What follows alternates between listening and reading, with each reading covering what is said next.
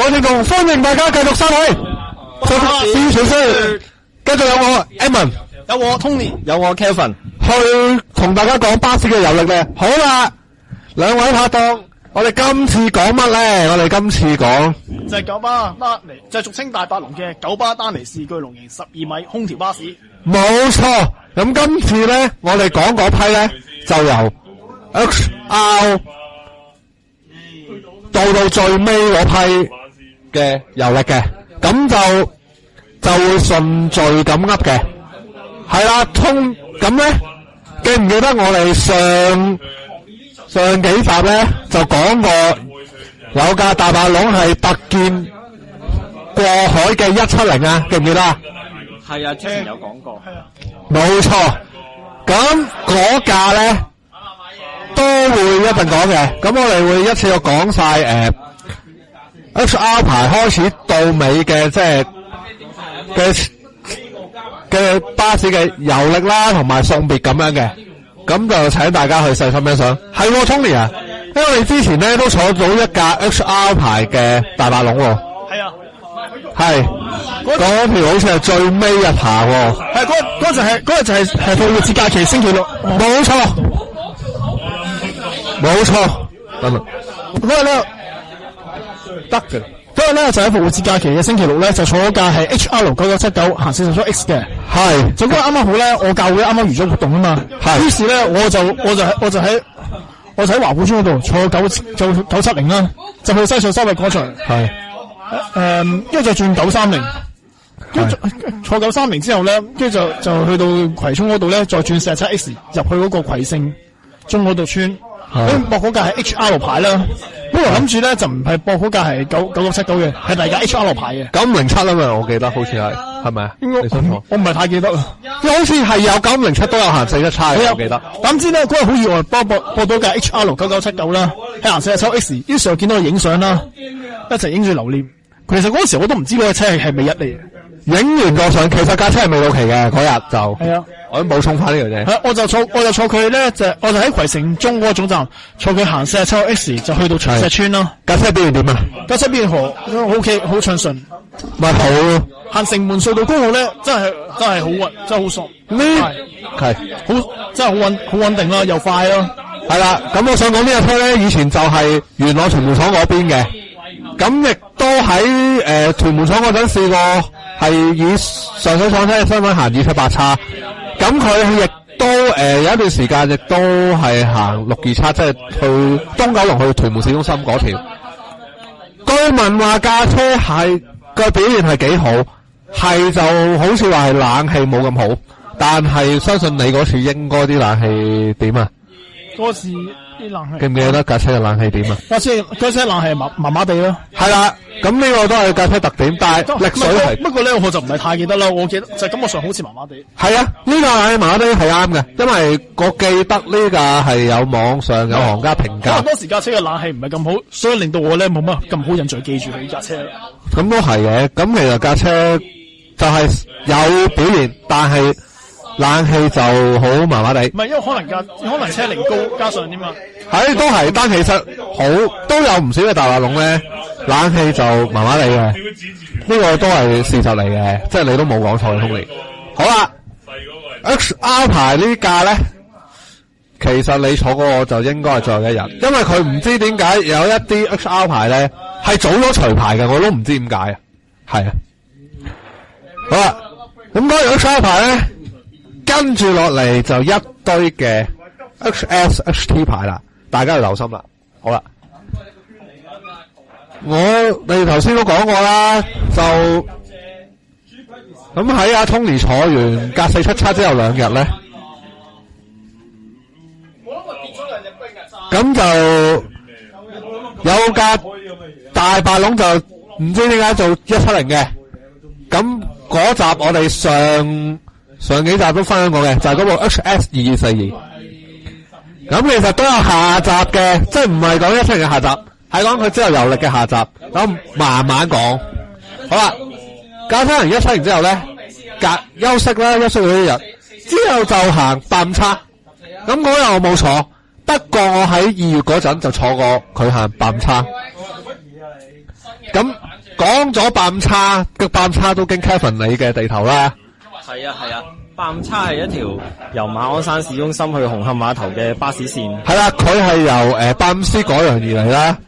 咁我就冇記錯，我係應該3月頭坐嘅。咁嗰陣就係同一位又係住南區嘅朋友啦，同埋北區嘅行家一齊坐嘅。咁嗰日咧，我記得嗰陣係放工之後咧，本來係想坐第二款車嘅，不過咧就我有朋友咁啱係喺個車度，跟住咧我就決定改為等嗰部 GoCharge 242啦。咁因為其實我都之前都有講過，架車其實係一位女性巴士迷朋友嘅摯愛，同埋亦都係我頭先講我兩位朋友都中意呢架車，同埋架車都幾好力水，咁所以我都照等啦。咁我就喺大老山隧道就等呢架車，咁好彩好快到，係等埋站嗰個耐之後咧，就享受架車一個好暢順好快。架車其實個冷氣係比之前講嘅9179係涼好多嘅，係啦。咁咧行8叉咧就有2段好飛嘅，一段就大山隧道公路啦，飛完之後就沙田醫院嗰扎站之後去恒安之間嗰段咧，亦都係佢發揮嘅好地點嚟嘅，架車都好順好快喺度，哇，好正啊真係。咁同埋冷氣都幾夠下，因為佢本身佢新出係比元朗嗰邊去行遠征嘅，即係比 269C 啊 268C， 即係由元朗天水圍去觀塘碼頭，咁就跑開嘅。不過佢個車頭個車牌咧就移咗上去，點解咧？就係因為咧我就喺網上睇呢啲資料咧，原來架車喺2001年嘅回歸嗰個時間啦，咁長一時間就原來撞咗車，即係車頭撞咗，咁就把元朗廠整，所以就復出翻就有咁嘅樣，就係咁嘅緣故。咁佢都行咗好耐元朗線嘅，亦都係喺13年嗰陣轉去荔枝角。係，繼續講翻8叉先。咁8叉咧，咁佢當然係用沙廠身份行啦。咁當然啦，去完馬山市中心，我梗係影多幾張啦吓。影完之後，當然覺得唔夠喉啦，咁我都要翻去食飯。咁我就繼續上架車，上架8叉，過翻去即係九龍區嗰邊。哇，都係一樣好正嘅事。咁真係實在係好飛啦！呢次我亦都係最後一次坐242係行大老山隧道，而其實架242咧，佢最終嘅路線亦都係有少少貼近馬鞍山嘅，因為佢係行43叉，一陣再詳細講故事。好啦，咁行完3月尾嗰次之後咧，就有到復活假後4月咧，佢又突然間再出車喎。但係今次咧，架242做嘅路線咧就有啲特別啦。咁係咩路線咧？講之前都要賣小關子，因為呢個又同佢掛牌嘅路線有啲關係。話說咧，架242佢13年被調去麗廠，咁去麗廠嘅時候，起初就係去行石梨嗰邊嘅 31B 線，掛 31B 嘅射車，到 31B 換金之後就俾 36M 短途。咁佢就喺我冇記錯應該係14年我生日嗰個期間啦，即係2月1號啦。咁就同續命嘅富豪去交換佢行278叉嘅位置，亦都成咁樣278叉係由上水去荃灣嘅，咁亦都經城門隧道。咁呢個先係故事，即係一個古仔嘅另一個開始啦。咁佢就成為咗278叉呢條線最後一架掛牌嘅，唔係行走啊，最後一架掛牌嘅大白龍。咁佢都一路都行咗都半年嘅，我冇記錯，掛咗半年嘅。佢係行一個蛇車間嚟嘅，即係繁忙時間先會行。咁我亦都見過有張相咧，係架車翻荃灣頂晒閘嘅。不過佢喺8月咧就俾富豪奧廉11米代咗。咁而之後架車咧就轉去沙田廠，不過佢冇離開城隧喎。佢之後就掛咗43叉嘅蛇間，亦都成為咗43叉唯一一架12米大白龍。佢行，不過我坐就冇可能43叉。咁喺佢4月嘅最後日子咧，又翻返去城隧喎，即係翻返佢以前278叉經過嘅，即係梨木樹啊、城隧啊，同埋城隧落車啊咁樣。咁不過佢就要以沙田廠車嘅身份去做。咁我估唔到佢最尾一日咧，有人喺網上報佢係做46叉。而我頭先講嗰兩位朋友咁啱都有興趣坐，咁即係我幫佢睇啦。咁我起初我都唔知點揾起，因為46叉好多架車嘅。我補充啦，46叉就係由顯徑去美孚嗰邊嘅，美孚都係一個大站，係啦。46叉咧都係長期用開唔同種類嘅巨龍，包括大白龍嘅。咁我剛見到，咁我本來其實有另一架車想坐，咁我就決定咧就幫佢睇啦，咁就索性就直接轉移陣地去坐呢架2242啦。之後咧，咁我等咗好耐，咁跟住咧我就我同我 friend 最後匯合咗，點知發現未見到架車喎。之後我就決定咧就過去，即係坐咗架46叉金車過去先啦。講去顯徑嗰邊都未見到架車喎。之後我就跟住之後就坐車，同 friend 一齊。我有個朋友話架車會唔會喺美田啊？因為美田仲有條分支係46P 嚟嘅。咁就決定過46P。咁46P 咧就撞到個掛牌，就係另一架大白龍 XS1745。咁我哋就上咗架XS1745啦。之後我就中段落車。咁落車之前咧，我個朋友好眼利，見到一架懷疑架車係242嘅樣，因為佢有呢個，因為佢車頭係換過嚟嘅，佢就認得呢個特徵。咁我當然我覺得係半信半疑，不過都唔緊要啦。咁我就攞咗車之後，咁佢哋就坐1745啦。然後之後我又再坐46叉，跟住都好彩，都差唔多黃昏入夜噶啦，即係已經天黑。好彩架車真係嗰部2242，好彩真係2242，即刻趕過去睇，真係2242咧。咁我就同我 friend 即刻上車啦吓，跟住享受佢嘅旅程啦。咁個司機都發揮得幾好啦，個上車都幾好力啦。咁就過美孚嗰邊，咁架車上車都補到尾路，雖然慢咗少少，但其實都唔係太差，都幾快下。咁到美孚之後咧，就我哋咧又影咗幾張相咁樣，再上架車翻去顯徑，咁啱嗰個係最後一單嚟嘅。咁就亦都一樣好愉快啦。咁嗰次個司機係後生嘅，即係應該係替更嗰啲嚟嘅。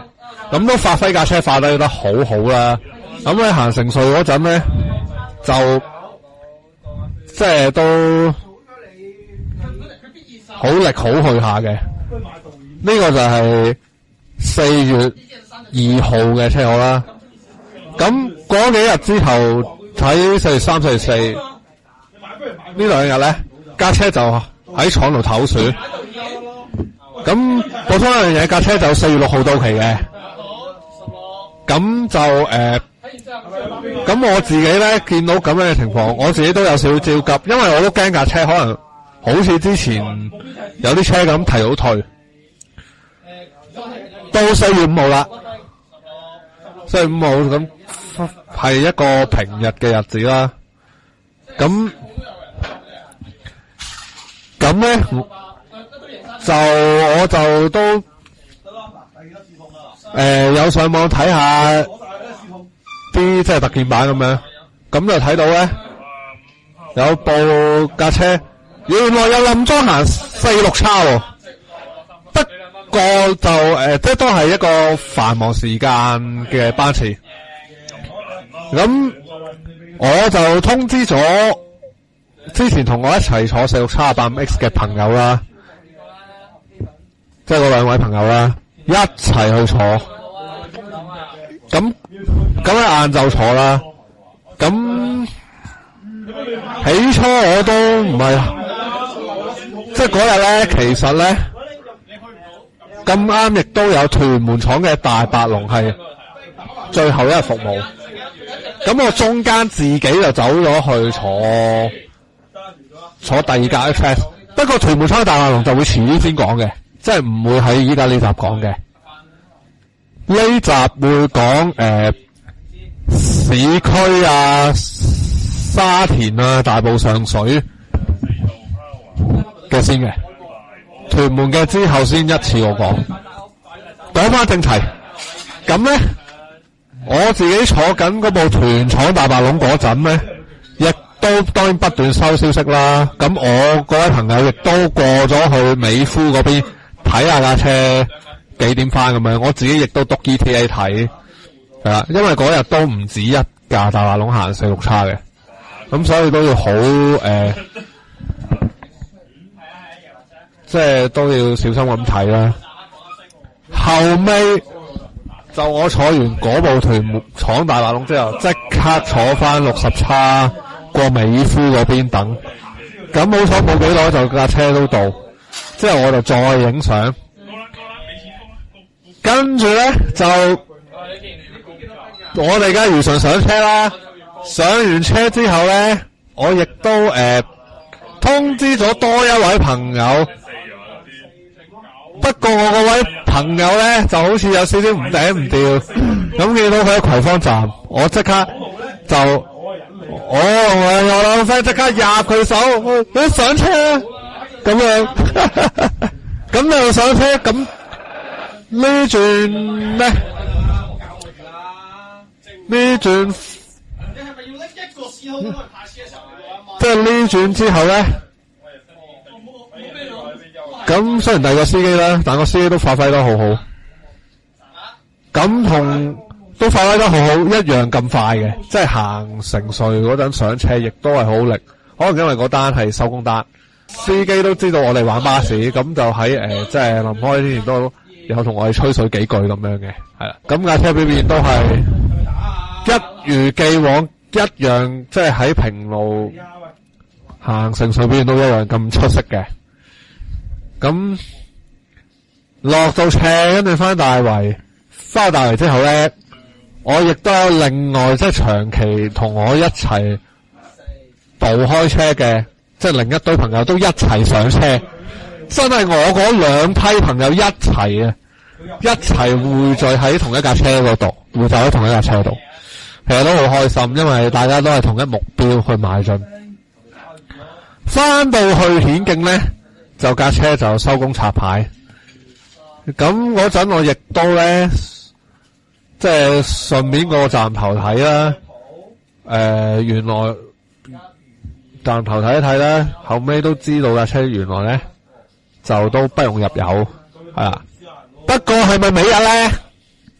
咁我依家咁我一陣再講。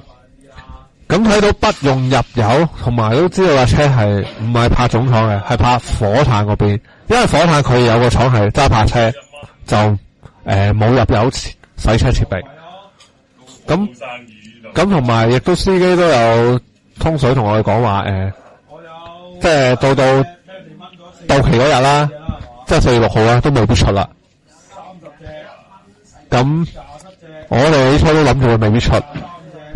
到第二日啦，到終極嗰個尾日咧，我都覺得好意外，因為架車其實本身前一晚抄牌嘅，第二日咧又係行46叉喎，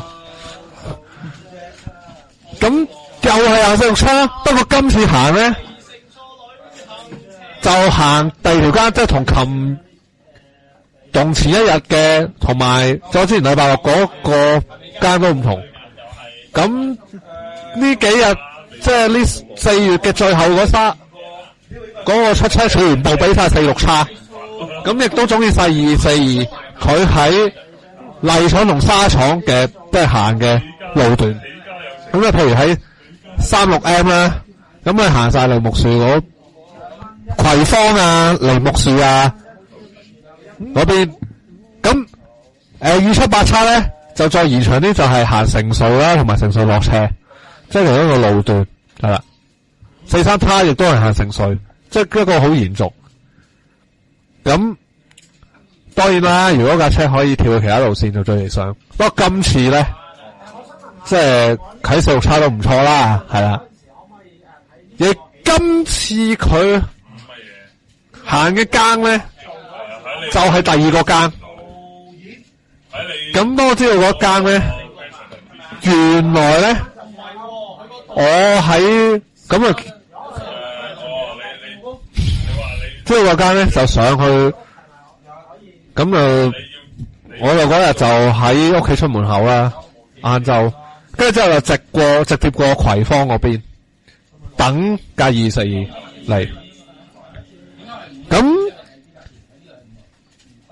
咁起初我都以為我自己 miss 咗嘅，就要諗住要坐第二架車過去，後尾有一架車由葵芳嘅總站嗰邊出嚟，咦，係咩睇242嚟嘅？咁我即刻影相，咁跟住上車我就見到嗰個司機咧，個司機就係喺禮拜嗰陣揸另一架大白龍 HS1745 行46P 嗰一位嘅司機。嗰位應該係睇個樣係有啲似掛牌，咁我都認得佢，咁我就咁樣睇咧，咁我就知道架車咧，佢嘅終極嗰單咧就會短啲啦，就係做46P，咁我就當然照坐啦，即係坐46叉。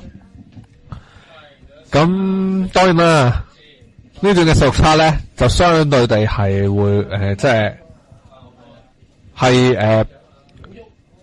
即係相對地係冇咁衝，但係都唔緊要嘅，唔同司機都有唔同嘅揸法嘅，咁但係都冇減我坐架車嘅興致啦。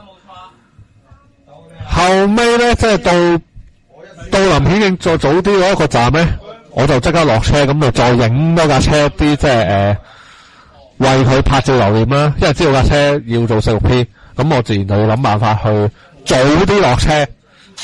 之後就坐車過去美田嗰邊去等46P 來路，咁再等我冇幾耐咧，架242就掛住46P牌，掛齊晒牌，就係葵芳站啊咁樣。呢度就要講明先啦，因為咧平時呢個司機咧，佢係咧入到站頭先至換晒牌，即係話咧佢入站嗰陣咧，個車頭牌咧係46叉入站入美田站嘅，之後先再換牌。但係今次咧，應該係因為咧架車已經到期，咁個司機就要交晒46叉嘅牌去顯徑站頭，即係話佢唔會再有顯徑美孚啊46叉呢站牌咁樣，咁連46叉個魚子都抽走埋噶啦。咁因為係咁咧。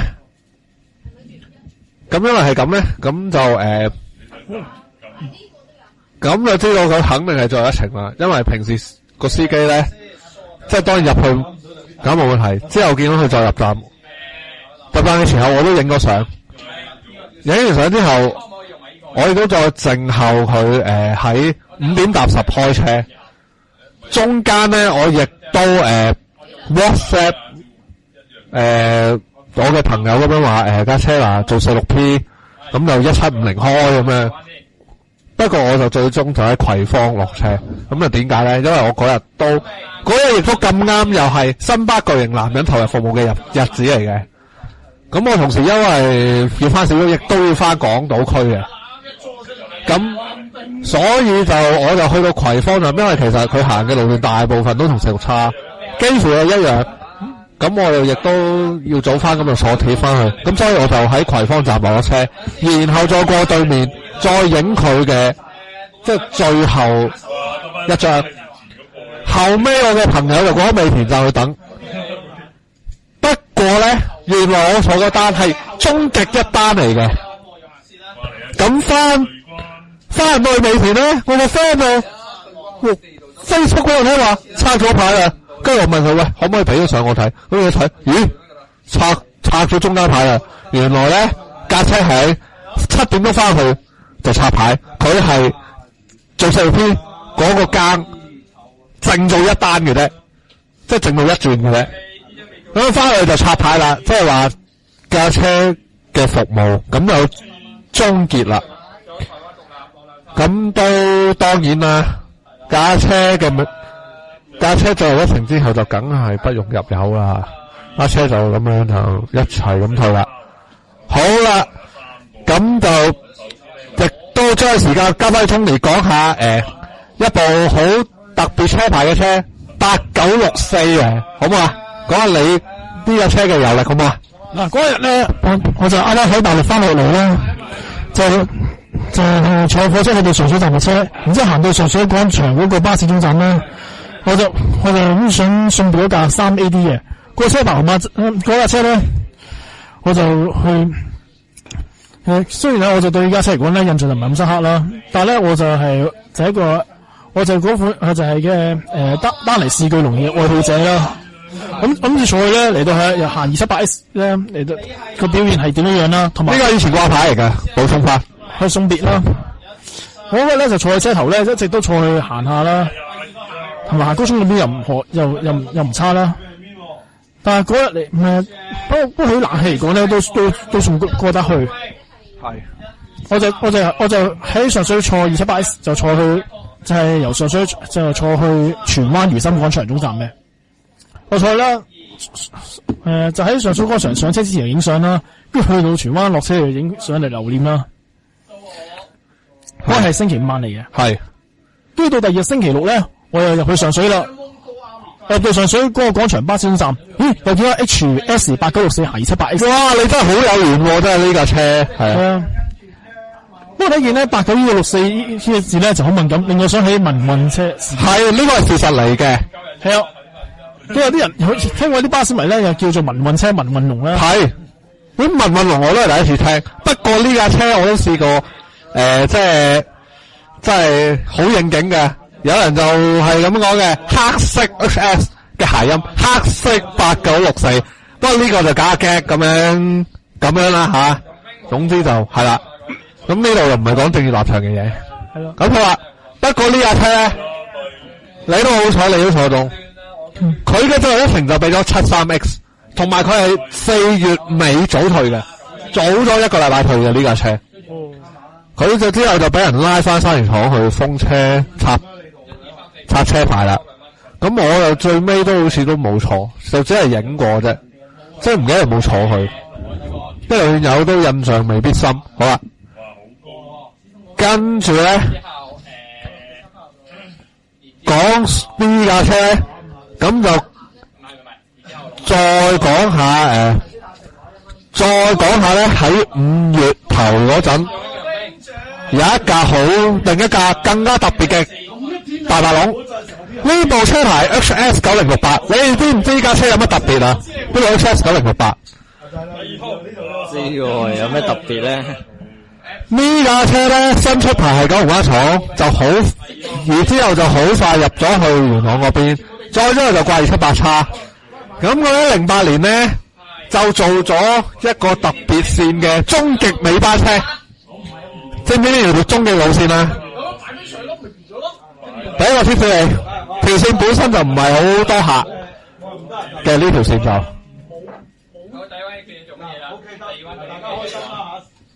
行開熱狗嘅，係一條長途流水線，知唔知邊條線？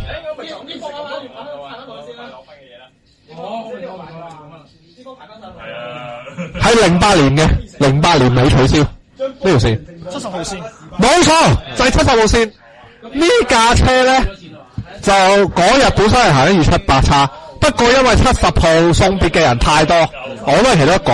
咁我嗰日咁啱飲完咧，咁就坐架免費嘅，即即係車咁啱嗰個係上水，有架免費車去上水，咁我坐去上水，然後咧上水嗰陣咧就已經好多巴市民人頭湧湧嘅，咁就連啲熱狗車都坐到爆晒棚咁滯嘅，咁有見及此咧，咁就咁啱九巴就有一位278嘅司機係有超過行70，咁就叫佢揸呢架 HS9068，就將架車由本來行278叉變咗行70號，令到佢成為咧呢架70號由上水翻佐敦嘅，即係成為咗終極嘅尾班加巴車，係啦。最後咧就好似係2架熱狗，再加呢架終極嘅尾班70。架車嗰陣都幾好力水嘅，其實嗰陣08年，但係佢行獅山隧道咧就唔算話真係太頻密，除咗佢臨退嗰陣掛過72叉一個短日子，咁啱佢尾日就5月6號啦，禮拜5嚟嘅，嗰日就晏晝開始出街就報呢架9068啦。咁我又坐佢由大埔嗰邊過去九龍塘嗰邊，咁我喺九龍塘嗰邊就落車，再影多架車幾張相，再之後我再坐其他啲即係就到期嘅市區嘅大馬龍啦，係啦，咁之後就再食飯，咁我跟住咧就再到即係都有部其他車啦。之後我再咁啱又撞到有位即係讀緊書嘅行家啦，佢咁啱有時間，咁跟住我就同佢一齊去再兜翻坐架9068啦，就見證佢嘅最後一單啦。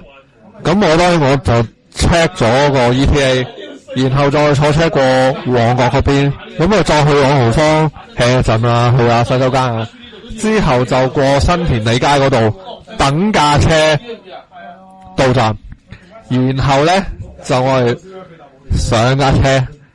今次同上次即係行70嗰啲唔同啦，即係今次行72叉咧嘅乘客全部都係即係翻屋企嗰隻，即係翻屋企噶啦，就最尾嗰單就得我哋2位係巴士迷去送嘅，咁同埋亦都係佢最後一次行獅隧啦，兼且最後一次係喺吐露港公路飛馳，架車其實冇以前咁好力，但係架車把聲都夠雄壯夠響，個 XS 牌就哇表現好飛啊！即係都仲覺得感覺幾好，咁就轉眼間就翻到大埔中心啦。咁我就去，咁我又落車，跟住過對面影，之後就睇埋佢係拆牌，咁之後架車就封咗車啦。咁呢個就係9068嘅分享。其實除咗9068之外，我亦都再之前都坐過另一架嚟自屯門廠嘅大白龍928行72叉，不過佢就早咗1日去尾日，而我咧就記得係應該係喺好似14年嗰陣坐佢一次行72叉，係由大埔過九龍塘嗰邊嘅。嗰次咧就印象雖然冇深，但係我記得架車個即係冷氣都幾好，但係相對9068我就覺得佢冇咁好力水，但係都唔緊要。總之嗰次就我都記得嗰次就都算係幾暢快咁樣，即係架車都係最尾都係行7叉，亦都係佢臨退嗰陣亦都行7叉嘅。咁咧呢個就係我對 XS 牌嘅大冷分享。跟住就到5月7號啦。5月7號就係麗廠大白龍同埋九龍灣廠大白龍，再加埋沙田總廠大白龍嘅最後一日。咁講麗廠先啦，麗廠嗰個係 HT309，係啦。咁嗰架咧就最尾係行31邊蛇街，可惜我就因為時間唔夠就坐唔到。反而咧就我喺前一晚坐頭先講嘅9068行7月叉之前咧，我就跟我 friend 去一齊坐架 HT309 由長坑嗰邊，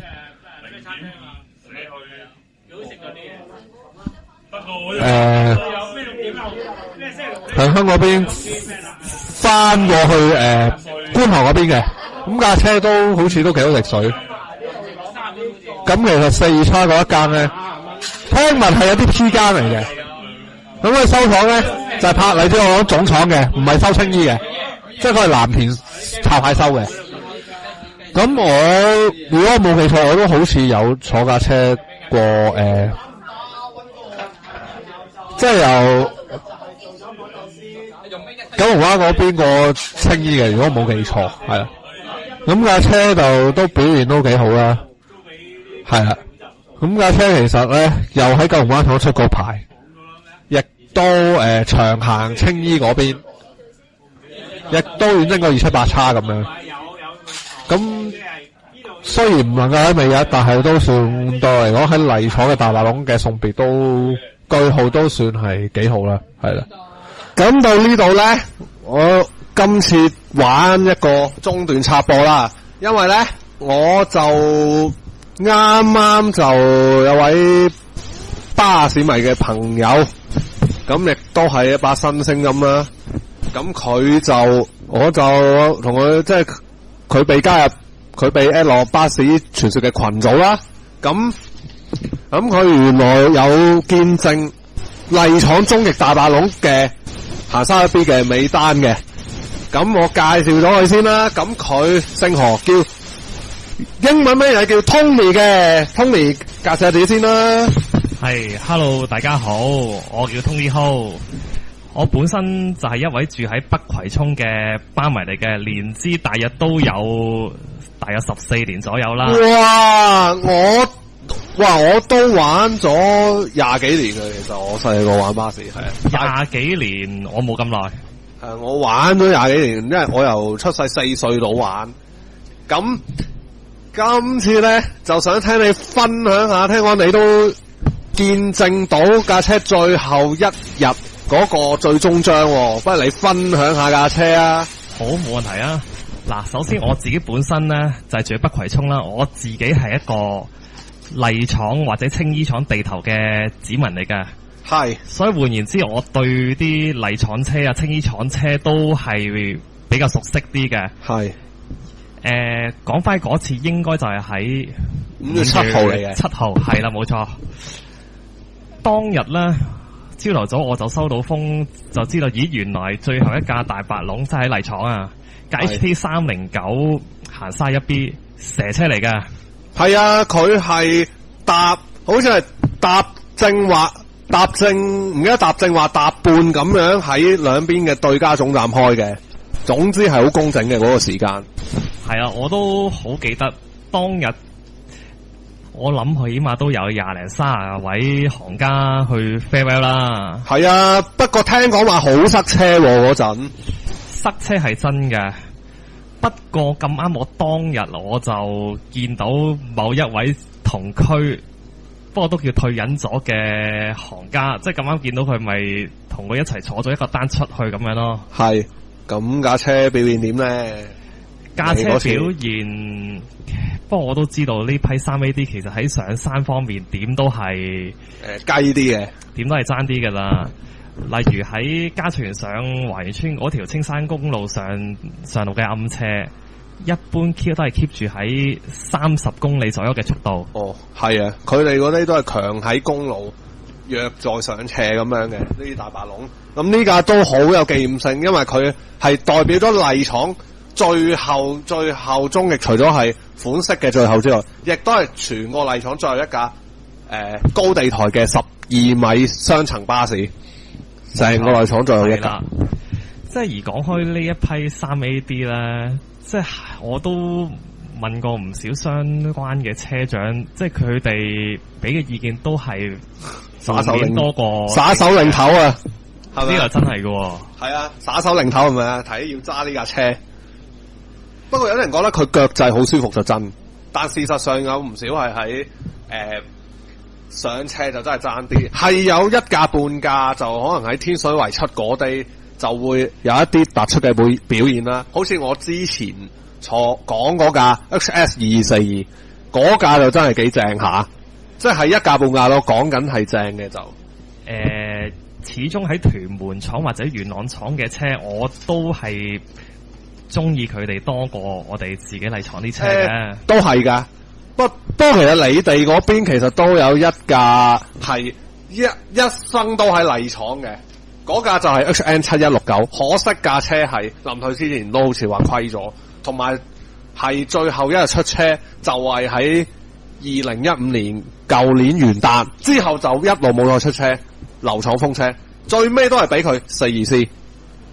呢架 HN7169 咧，聽講冇新架車就 OK 嘅，但係之後臨尾唔知點解搞好似差晒咯，係啊。HN7169 呢架車出牌都係俾大欖隧道嘅呢架，一路都係俾麗廠嘅，麗廠或青衣廠嗰邊。好似曾經係掛過 69X 麗廠磁軌，係新出嗰陣係啦，大欖隧道淨係好似係呢一架係一路都冇轉，即係麗廠嘅一路都冇轉過廠嘅大馬龍係好難先有嘅。呢個係都算係都幾有代表性嘅。可惜佢早退，我就見過有張相係佢行42C，但係無啦啦去咗美孚嗰度搞長亨牌。搞長亨牌？咦？42C喺美孚站唔知做乜，有張相我見過張相。咁樣啊？係啊，我見過，但當然我記得我就係坐過佢行38咯。不過我唔係坐全程咯，呢架7169。7169，我自己對佢嘅印象都唔係太過深。係唔緊要，咁我哋講翻架 XT309 呢架咧，你頭先講都坐咗轉啦，跟住你都講表演啦，跟住之後你冇坐佢終極嗰一單啊？一定有嘅，因為係翻石嚟收工噶嘛。你屋企啊嘛，你地頭啊嘛都叫。都係我地頭啦，附近啦。係吓。夜晚入去嗰單都幾爆棚下噶，據我所知。哇！有冇頂閘啊？咁有頂閘都有啲頂下噶。哦，有啲頂。我之前坐嗰啲尾日車都有同樣頂閘咁樣。撞啱繁忙時間啦。係啊，咁啊係。咁啊係。好，補充一點啦，當日架716唔係716，309 sorry。啱，係啊，309。我記得喺下段頭嗰一兩轉咧，大約啦，就係一個沙 B 蛇車嘅掛牌佬揸翻嘅，跟住一到某之後嘅一轉，就轉咗第二個車長，而嗰位車長咧，可能就啱就係一位235M 蛇車嘅掛牌佬，可能佢走位就做咗呢個位。臨危受命喎，睇落係你咁講嘅話。因為佢就已經超過31波，因為依家成日有跳飛機啊嘛，九巴啲司機。其實喺我哋麗廠咧，即係例如佢可能本身佢有比較多嘅路線，佢派間部自然就有需要，可能叫佢做下逃兵，調走下其他路線嘅。即係去遠啲咁樣。有機會係，即係都叫出走啦。都有唔少兼職車長嘅喎，麗廠嗰邊都盛產。兼職車長喺我哋麗廠嘅就都算多啲嘅。我有朋友都係全職話兼職車長嘅，喺麗廠嗰邊做兼職車長，即係嗰啲左攝位右攝位嗰隻，即係類似加班車形式。係啦，你都係咁講，或者有時係替啲缺勤司機咁樣。替缺勤司機有啲係有嘅。係。咁嗰轉咧頂閘嗰陣個司機揸成點啊？都係快唔起噶啦，其實。哦，咁頂閘就一定噶啦，仲要上山。係咁，仲要上山就用埋最後一股氣啦。因為我頭先都有講我前一晚坐4支咧，都覺得感覺幾好。其實應該用不過不失形容會好啲。講開呢批大白龍，其實佢好處就係夠多座位。啱多座位之餘，有時如果坐長途車咧，即係唔好講真係瞓着，即係齋攤喺度都有啲用嘅。係啊，座椅都好軟熟噶，其實大白龍就係都好軟熟，好舒適咁樣樣。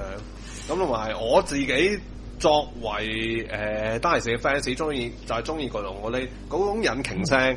不過有啲人會覺得佢好嘈嘅，特別係依家講嘅歐二嗰啲計，即係3AD 流咁我哋，哇車未到聲先到啊！真係叫做丹尼士 fans，其實我都算係，不過我都係去到Trident 之後先算係咯。白板方面我就比較中意富豪多啲。咁就係啦，咁可能喺未來會俾你分享富豪啦。咁到最後咧，係咪都好多人影架車？到最尾個單司機臨插牌嗰陣，都有一定數量嘅行家。係啊，可惜我就見證唔到啦。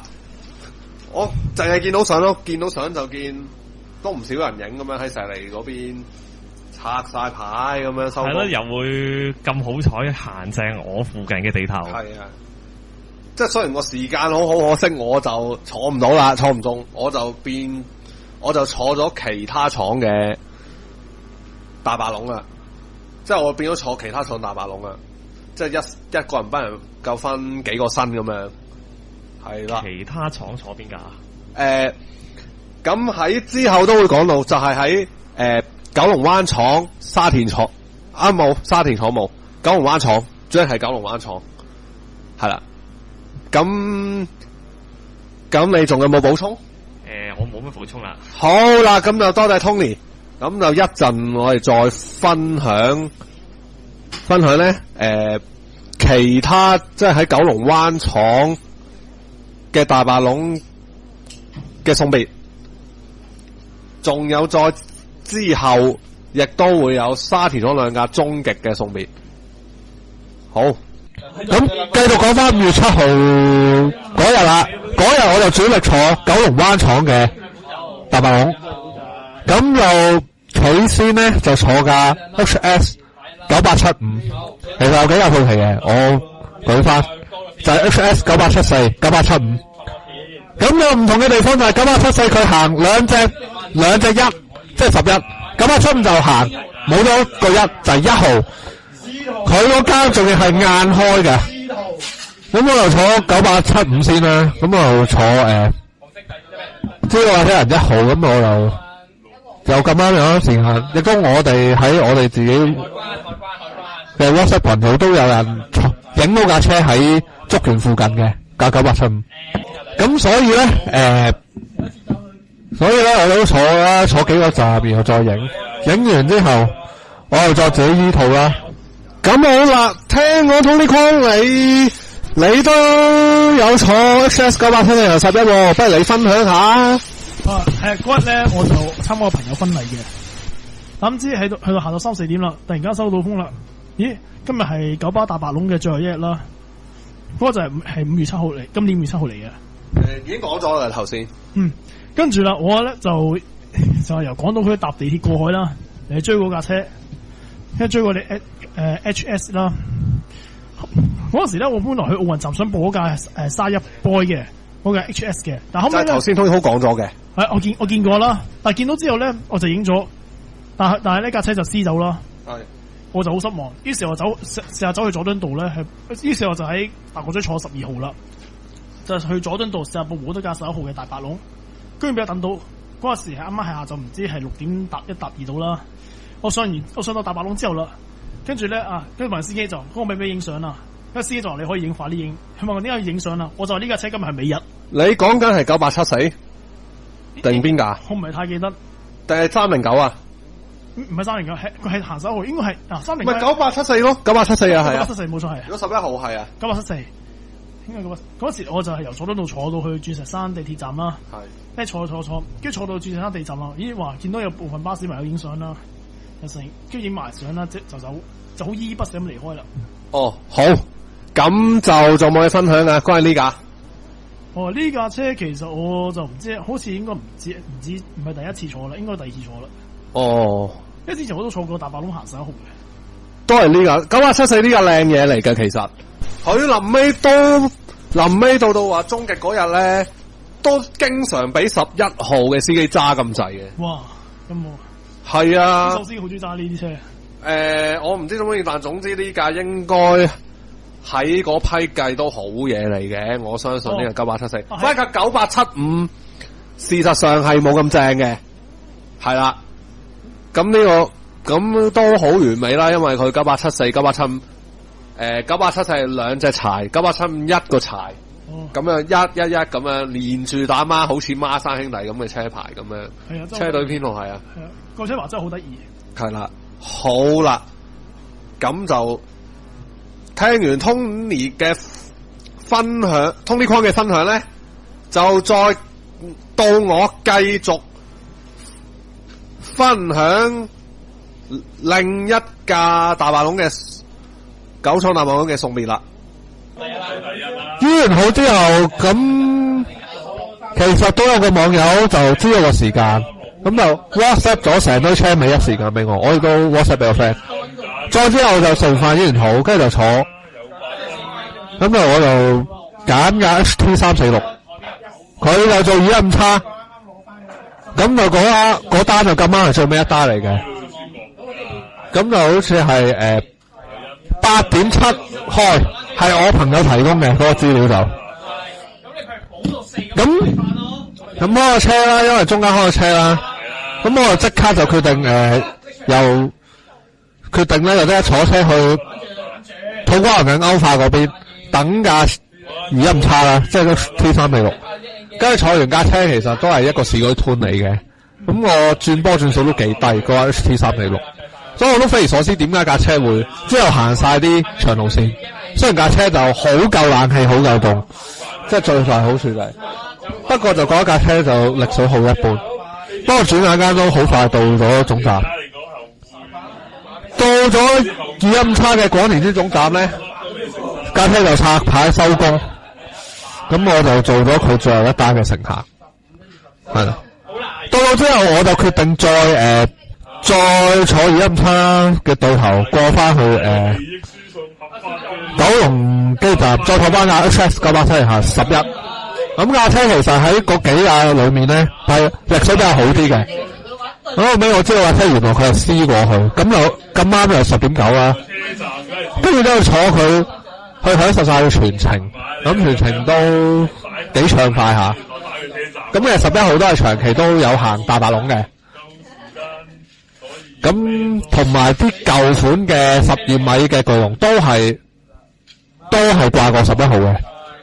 咁架車轉眼都即係到11點幾咧，咁就翻到去鑽石山站，咁就拆牌收公司走。咁我亦都影佢即係嘅背影啦，即係架車離開鑽石山站，即係代表架車係步向嗰個終結。咁到呢個5月咧，就啲大白龍九龍灣廠就冇晒大白龍啦。咁除咗之後咧，仲有一間 HT 牌就 HT47其實行3號邊，我有朋友坐咗喺度行，就翻到慈雲山就11點幾插牌，佢係行全日車嘅，係啦。咁就不過可惜我又坐唔到啦，即係一人不能夠分兩個身，係啦。呢個就係我對九龍灣廠同埋即係沙田 HX 牌大白龍嘅分享。我哋下一節會繼續講最尾嗰兩架沙田廠嘅大白龍嘅，我哋下節再會，拜拜。